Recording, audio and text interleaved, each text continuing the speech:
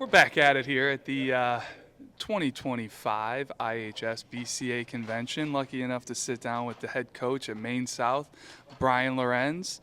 And Coach Lorenz, also part of the IHSBCA board. Lucky enough to get to know him in some of those meetings and stuff like that. But Coach, ever since you've taken over Maine South, you've had no shortage of talented players, come through there. I just, off the top of my head, thinking about Xander Buchan, and I think I'm pronouncing that wrong, Karen Marusevic, Timmy O'Brien, Drew Conan. You were talking about him a little earlier, and it sounds like he's making a huge jump in college when you talk about velocity. But that's kind of in the past. Last year you were really young. Got a lot of guys coming up. So, what are some pieces maybe that you lost off of last year's club that you're looking to replace, and then some of these guys that should be the ones to replace those guys? Yeah, I'm not opposed to bringing up freshmen or underclassmen, and if they're going to be able to make an impact on varsity right away. And we did that last year.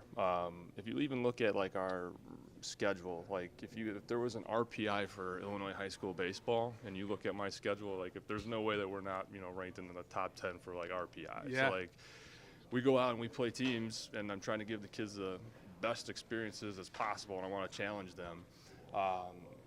We got into a point last year in the season where we needed some help, and the kids are at the lower levels, like, hey, my lower level coaches are like, this kid's kind of doing it. And one of them is those two kids, Evan Adamczewski came up. He played first base for us about halfway through the year. He also has the ability to play third. He can play outfield. He's a left-handed stick. He had 20 hits on the year, as a freshman, and by the end of the year, he's batting in our 3-hole. Okay. So it's like, okay, here you go, kid. Yeah. Like, let's see what you can do. The other one's Alexander Valet. He came up a little earlier more than halfway through the year, sent him back down, brought him back up, freshman shortstop, and batted him lower in the order. But to be quite honest with you, I haven't seen a kid whose just glove is, top of the line. So like I'm literally telling all of our arms, hey, we don't have to go out there and strike everybody out. Just let them hit a ground ball to shortstop, and we'll be okay. But I mean, if you look at our arms, are all relatively coming back, and they're all young. A couple of our guys, just off the top of my head, Connor Griffin, Jack Giannikis, Sam Higgins, and also Nick Conway are all juniors. And they've all gotten significant varsity experience as sophomores, and then even some as freshmen. So looking forward to see what they can do, not only for this year, but the next 2 years, to be able to build off of that. And then a lot of our arms-wise, like a lot of seniors now that had time as juniors coming out of the pen, I'm talking about like a Jack Etchison, a Jake Zabertansky, a Ben Barsick.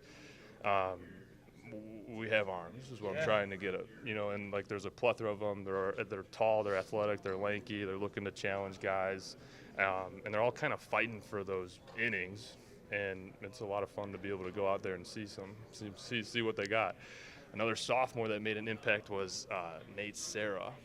Yes. So he got a little bit of time last year, but we're looking for him to come up, play an infield spot, and be able to contribute on the mound too, because he can really spin the baseball. And then a lot of our senior leaderships too. So Constantine Coins, who was a quarterback at Maine South, he's locking down center field. Alex Babbage is going to be an outfield spot. Luka Stojakovic and Peter Korthinos, both sophomores that saw time behind the plate, can also play other positions. They're going to kind of fight for the catcher spot, but also looking to contribute in the lineup elsewhere. So it's a lot of younger guys that I have had experience with younger guys coming up before, being my 8th year at Maine South. I did it with Timmy, did it with Xander. I've never done it with this larger of a scale. It's just been like one kid here and there. But now you're looking, it's like, okay, like, hey, now we're trying to come into our own, see what we can do. Yeah. About your schedule, Coach, like you said, it was a gauntlet. Yeah. I remember looking at it last year, like, man, these guys are not taking any breaks, no shortcuts. How do you kind of, rally the troops, like, because you're not going to always, being that young, you're not going to have immediate success against that tough of a schedule, right? So how do you keep them, like, locked in and, like, guys, like, these guys are, we're playing these guys for a reason. So how do you kind of keep that morale going? our number one goal, and we haven't gotten to it, is just I don't tell the kids, hey, we're going to win state. I say, hey, we just want to make a playoff run. The best way that I know how to do that is to go and face the best competition. And I'm fortunate enough where, I've been in high school baseball in Illinois for 12, 13 years where I know where the high-level teams are. I want to go and play them. I want to challenge kids because kids get up for those games, man. When they see you guys coming out with your rankings, they're like, okay, like, we get to play them when, coach? And they start looking at the schedule, and I'm like, okay, but, like, we got some games mixed in here we can't just look past, But the end-all, be-all goal is I want to get them prepared for postseason atmosphere. And when you go and play a Brother Rice, okay, when you go and play a St. Rita, when you go play Homewood Flossmoor and Lincoln Way East, and you're seeing these number ones coming, it helps the kids. And like I don't try and look at kids like, hey, it's okay, your batting average ain't right where it needs to be right now. Like, don't worry about it. You've had quality at bats against tough competition. I look at too, like last year I put Connor Griffin pitched against every top team as a sophomore. He didn't come out with a win. But that's besides the point. Like now I'm looking, hey man, building that confidence up is like, okay, like now let's go. So then like when we do get into our conference play against teams like New Trier, the Glenbrooks, Evanston, it's like, okay guys, like you've already seen, like now it's go time here. Yeah. Like this should be okay, and we should have some fun, and this is when it should be fun.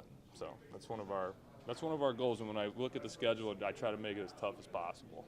Yeah, so you do that on a year-to-year basis. You're thinking, hey, who can I play this year? Who's going to be good? You're looking at the roster. Who in conference are you like, okay, this year, man, they might be sitting at the top, a team you're kind of eyeing. Maybe last year you saw them. Is there anybody that sticks out to you? Because you just threw out the Glenbrooks, you threw out New Trier, you threw out Evanston. Evanston's had a number of good years in a row now. Right now, our conference is switching over to 3-game sets, which I've been a big proponent of for many years, and we're finally making that transition. So it's going to be awesome. Yeah. Because we get to now go and, okay, like it's not just your 1 and 2, like going on Tuesday, Thursday. Like you got to be able to bring it on Monday, Tuesday, and Thursday. Yep. So it's going to be really come down to depth.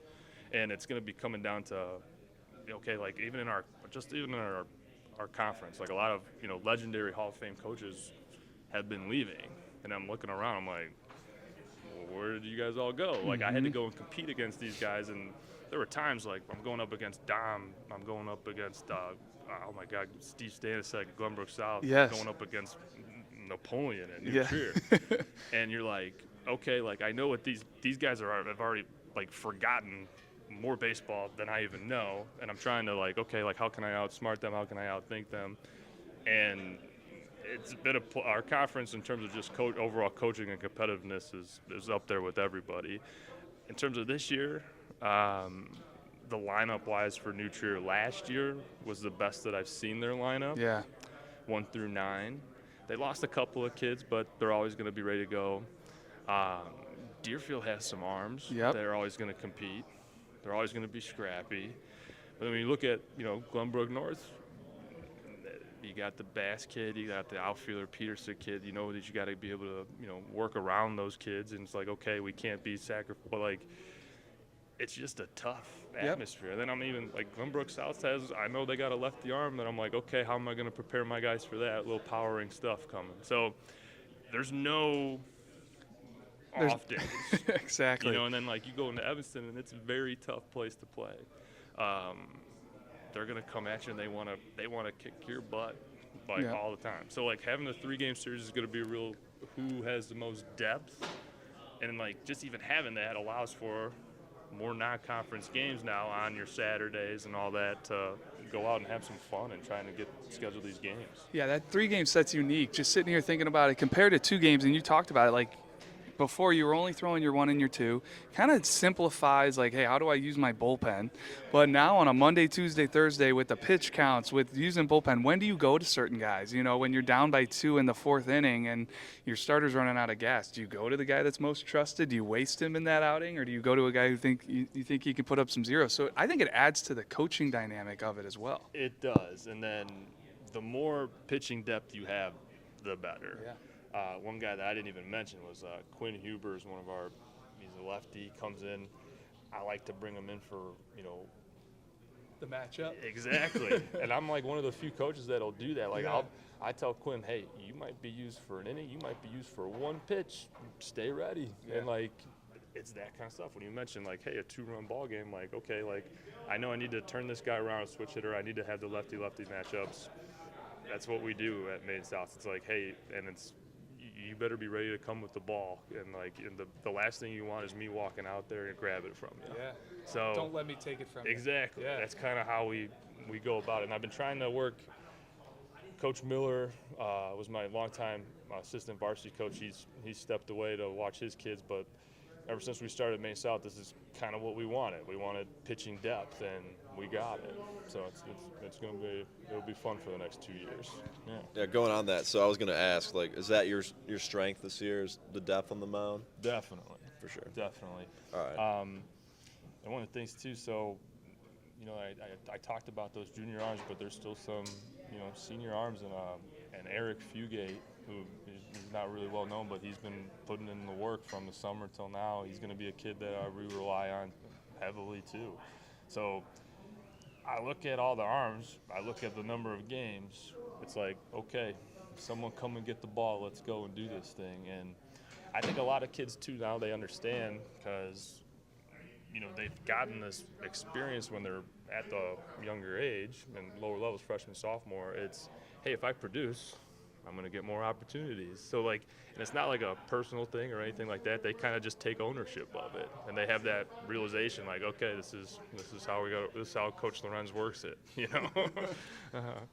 So do you? I know you got a younger club this year, right? And you kind of were a little young last year too. Do you expect there to be any like growing pains or any, maybe not a weakness, but something that you think might, you know, you kind of have to rally the troops like on, and you know, something that you think might be something to kind of have to overcome this year?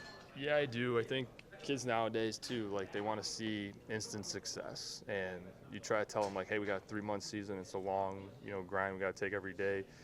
We're gonna take our lumps.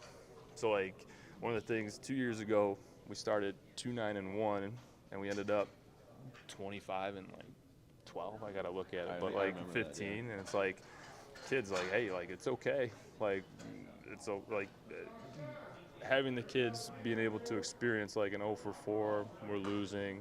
Okay, how can you come back and bounce back the next day?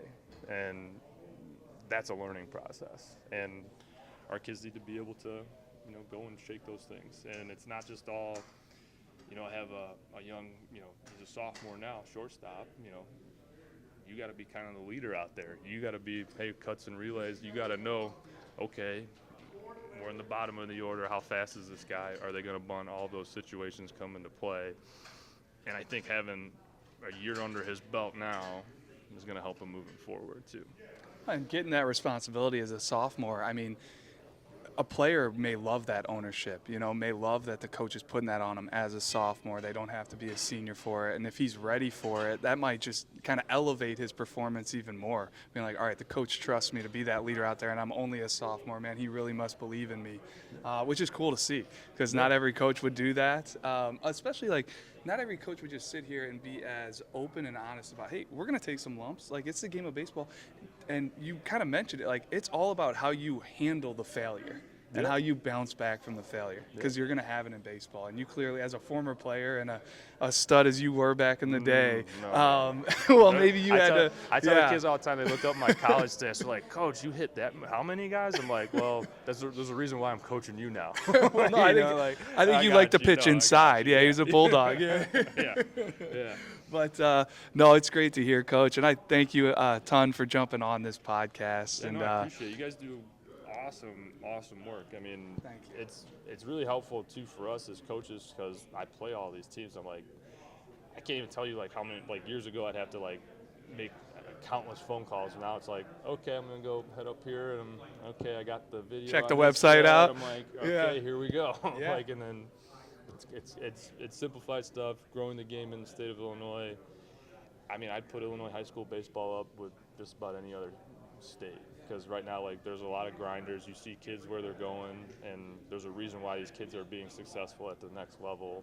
It's because of, you know, the coaches, their work ethic. Like, half the time, like, I mean, we're outside right now, there's snow on the ground, and okay, our season starts in 2 months here. Like, how are we going to be able to adapt and find a way? Yeah.